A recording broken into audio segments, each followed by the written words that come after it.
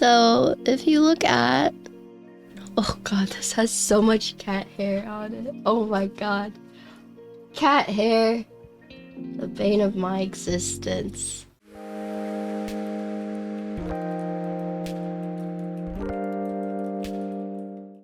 Ooh, look how cute this is. So this is the Bullfrog 60. So one note from the designer whenever I asked is that this board is meant to sound hollow for the resonance. So if you haven't typed on Alps before, it does feel and sound a bit different from MX and Topra. It's kind of hard to explain. I don't know too much about Alps, so I can't really describe it too much in detail, but we'll just look at the overall design of this board. So as you can see, it is a solid piece, just one solid piece. It uses daughter board. Something that will be different that you see here that won't be on the group buy run is there's a post right here for the O-ring mount. This will not be here for the group buy, so just ignore this, but it does use the O-ring friction mount. So you see how there are the 4 posts. Just ignore this post right here. Here's his side. It has a pretty neat looking lip right here. And then there's a big gap right here. Pretty interesting. So it's like a solid piece right here for the USB side. And then the back, as you can see, has engraving with a frog fishing. Super cute. And you got these little circle, I'm guessing these are for the feet. And then here's the USB port side right here. And then here is the front lip.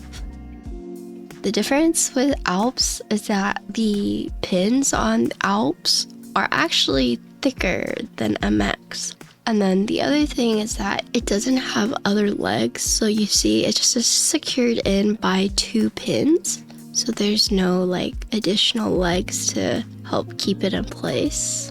And then the Bakaneko O-ring is what we're using, and it's going to be 35. So this PCB at least is a high knee.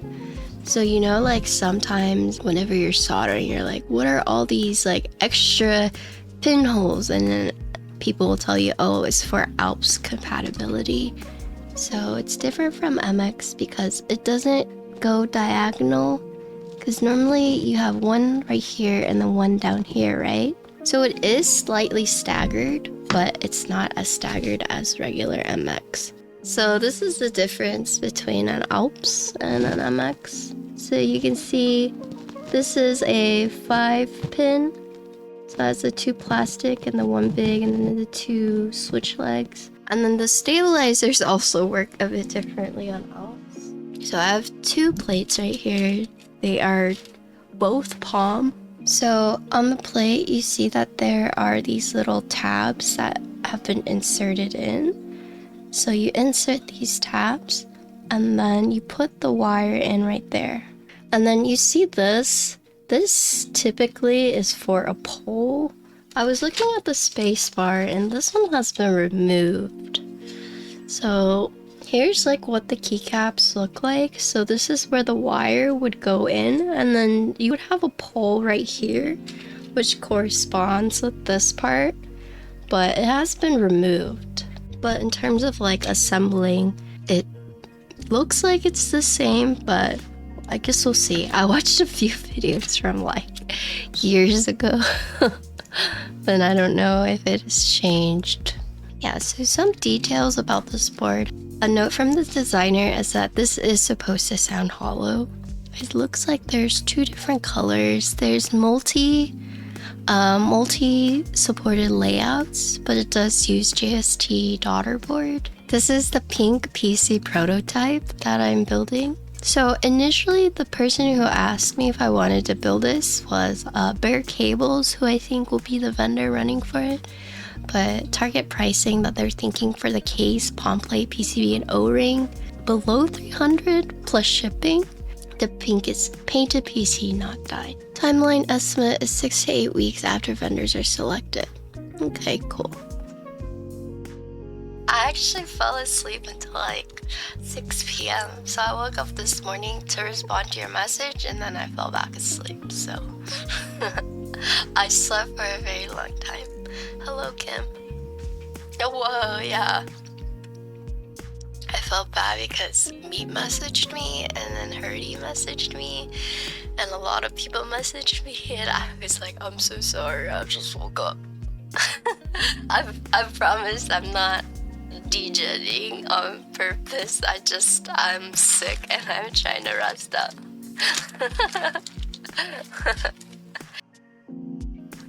Okay, so this one technically you just slide it in like so.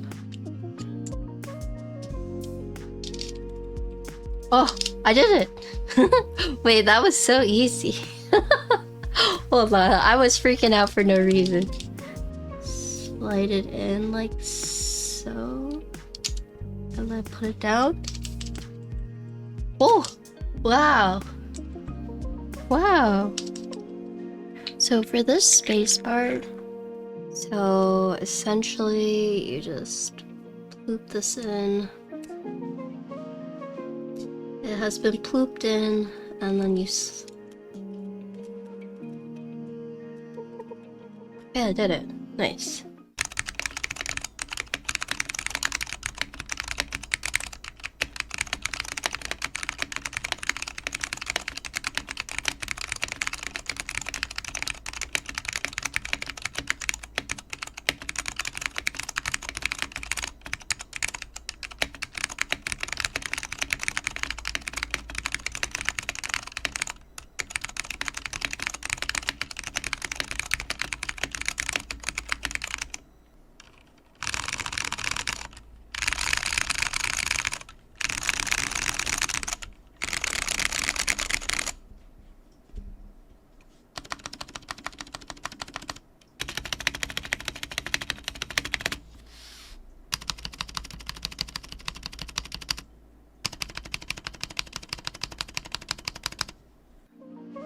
Alright, so that's the board. Okay, I'll be real honest with you guys. This was hard to type on because my weak ass fingers use 50-gram linears and typing on these felt like I was really getting my exercise in as a very, very tactile. I really like the color. So this is painted PC, but I like how this top part and this part, they're both thick. The sides are a little thinner, but I do like this aesthetic that you have right here, especially with this front lip right here. And this part's really nice because, like, if you're trying to pick up the board, you can just pick it up like this. It's a nice little ledge for your fingers to just pick up like that. So here is the front of the board.